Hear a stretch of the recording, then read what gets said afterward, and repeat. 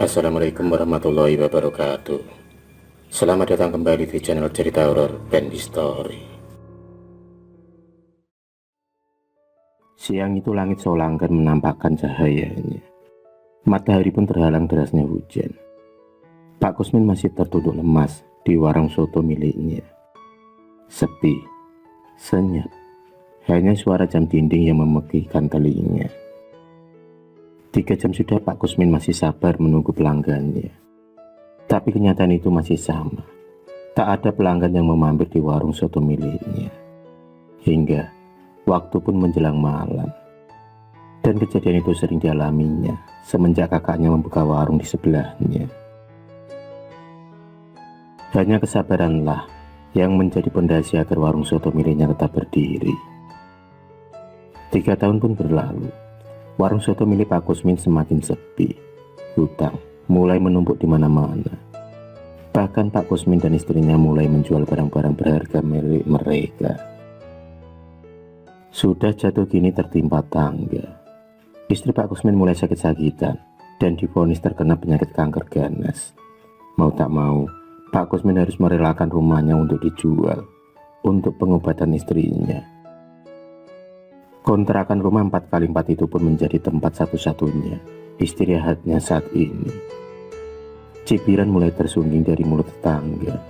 Apalagi anak perempuannya yang bernama Dila sering pulang malam tanpa tahu Dila bekerja sebagai apa. Mereka langsung mengecap kalau putri satu-satunya Pak Kusmin itu perempuan nakal.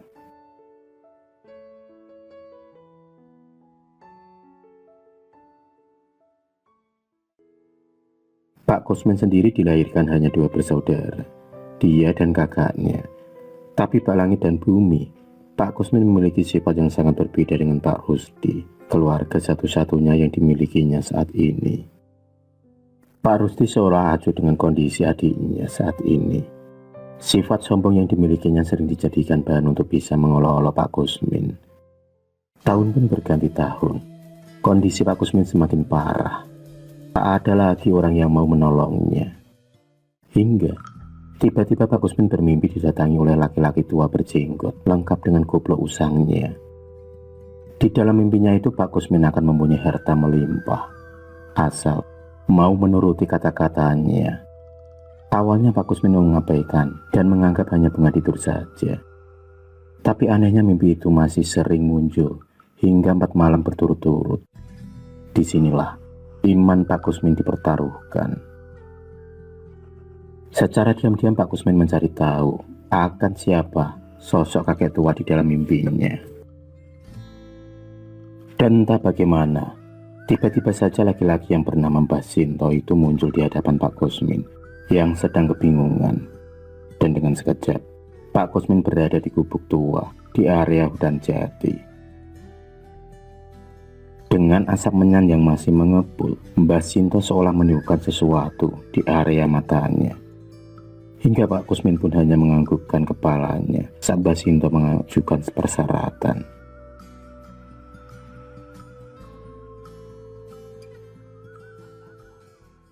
Satu jam kemudian, Pak Kusmin pulang dengan senyuman yang merekah. Senyuman yang sudah lama hilang dari dirinya. Dila yang tanpa heran mencoba mendekati dan bertanya kepada ayahnya. Disinilah perbincangan dimulai. Kita bisa menjadi orang kaya raya, Nduk, ucap Pak Kusmin dengan nada sumringah. Dila semakin heran dan penasaran dengan kata-kata ayahnya itu. Setelah menceritakan semuanya, Dila pun setuju dengan putusan Pak Kusmin. Ucapan Dila semakin menambah tekad Pak Kusmin untuk melaksanakan perintah Mbah Sinto. Malam berikutnya yang bertepatan dengan malam Jumat Kliwon, Pak Kusmin bersama Dila beranjak melangkah ke rumah Mbah Sinto. Entah bagaimana, mereka dengan sekejap sampai di gubuk Mbah Sinto, yang bisa dikatakan sangat jauh dari kontrakan Pak Kusmin. "Kowe wis siap, Nduk?" ucap Mbah Sinto sambil membakar menyan. Dila hanya mengangguk dan pasrah menuruti kata-kata dari kakek tua itu. Pengantin pocong hitam. Itulah ritual pesugihan yang dijalani Pak Kusmin saat ini, di mana Dila akan dikawinkan dengan sosok pocong dan harus siap digauli makhluk gaib itu kapan saja. Setelah persyaratan dilakukan, Dila disediakan kamar khusus, dan kamar itulah saksi dari semuanya.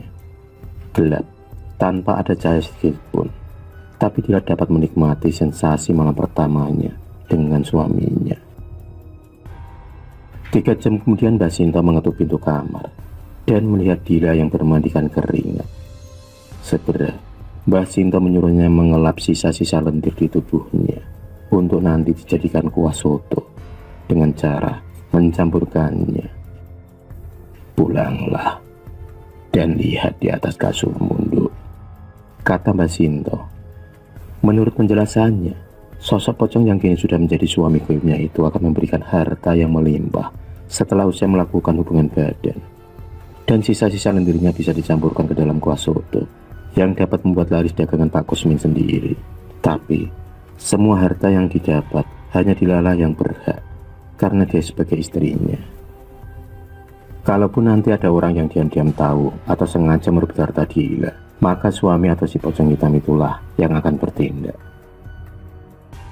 Mendengar penuturan dari Mbak Sinto, Pak Kusmin pun mengangguk dan mengerti. Dila pun segera mengajak ayahnya itu untuk pulang, karena sudah tak sabar ingin melihat harta yang melimpah, seperti yang dijanjikan oleh Mbak Sinto.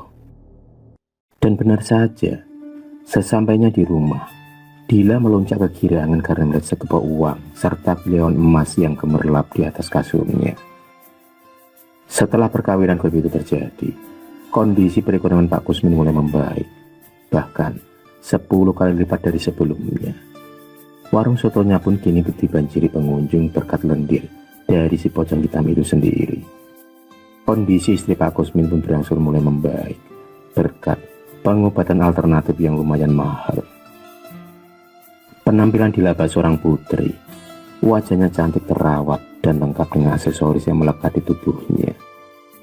2 tahun sudah, keluarga Pak Kusmin merasakan kenikmatan semu. Mobil mewah, rumah berlantai 3, serta cabang warung soto yang ada di mana-mana membuat Pak Kusmin lupa diri. Pencapaian Pak Kusmin membuat iri saudara kandungnya, yaitu Pak Rusdi. Pak Rusdi pun mulai curiga dengan kekayaan yang didapat secara tiba-tiba oleh adiknya itu. Hingga suatu pagi, Pak Rusdi yang tak sengaja melihat Dila keponakannya berjalan dengan tampilan super mewahnya, menumpangi mobil keluaran terbaru, membuat panas Pak Rusdi. Dengan sengaja Pak Rusdi menghampiri Dila dan melontarkan kata-kata pedas. Tak hanya itu saja, Pak Rusdi tega merampas kalung serta tas Dila. Tanpa Pak Rusdi ketahui, ada sepasang mata merah yang mengawasinya. Dialah si pocong hitam. Pocong hitam itu menatap tajam ke arah Pak Rusdi. Hanya dengan hitungan detik, Pak Rusdi pun mati tertabrak truk dari depan saat mencoba berlari. Dila yang merasa ngeri atas kejadian Pak D-nya itu benar-benar merasakan kemurkaan dari si pocong hitam. Dan hal itu semakin membuatnya takut. Dengan berjalannya waktu, Dila pun merasakan kehampaan sebagai wanita pada umumnya. Dia ingin merasakan hidup normal dan mempunyai pasangan manusia sama sepertinya. Pernah, suatu kali dia mengutarakan niatnya untuk berhenti dari kemusyrikan ini. Tapi Pak Kusmin menentangnya. Laki-laki itu sudah terlena akan duniawi tanpa menghiraukan masa depan anaknya. Pernah suatu hari ada seorang pemuda yang melamar Dila, tapi pemuda itu langsung tewas secara tak wajar. Dan tentu saja, semua itu akibat ulah dari si pocong hitam yang sudah menguasai jiwa dan raga Dila. Tanpa disadari, mereka sudah dijadikan tumbal oleh Pak Kusmin. Tahun berganti tahun, tak terasa umur Dila sudah menginjak 40 tahun. Di usianya ini seharusnya Dila sudah mempunyai keluarga lengkap dengan anak-anak yang lucu. Hidupnya kini semakin hamba. Ayahnya juga semakin tua dan ibunya baru saja meninggal. Tak ada laki-laki yang mau mendekatinya karena sudah dipastikan mereka akan mati sia-sia. Uang yang dimilikinya semakin tak ada artinya. Tubuhnya kini kurus kering karena sukmanya dihisap oleh si pocong hitam. Akibat sejak malam harus melayani dari maghrib hingga azan subuh berkumandang. Sungguh, batin Dila pun tersiksa.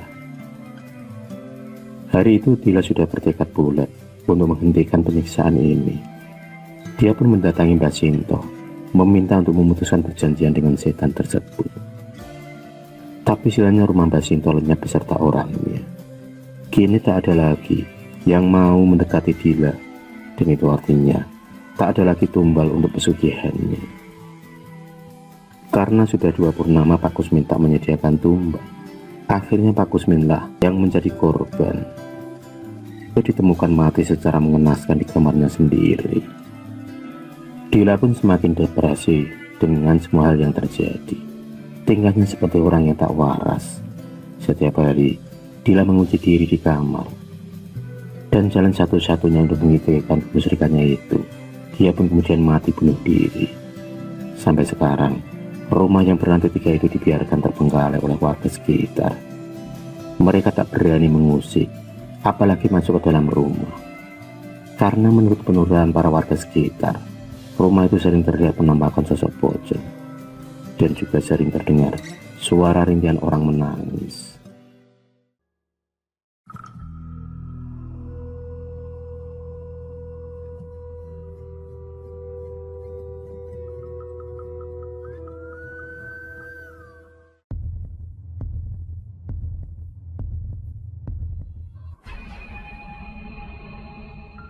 Terima kasih sudah menonton video cerita bergambar ini. Klik subscribe untuk terus berlangganan video-video cerita bergambar selanjutnya. Semangat berkarya.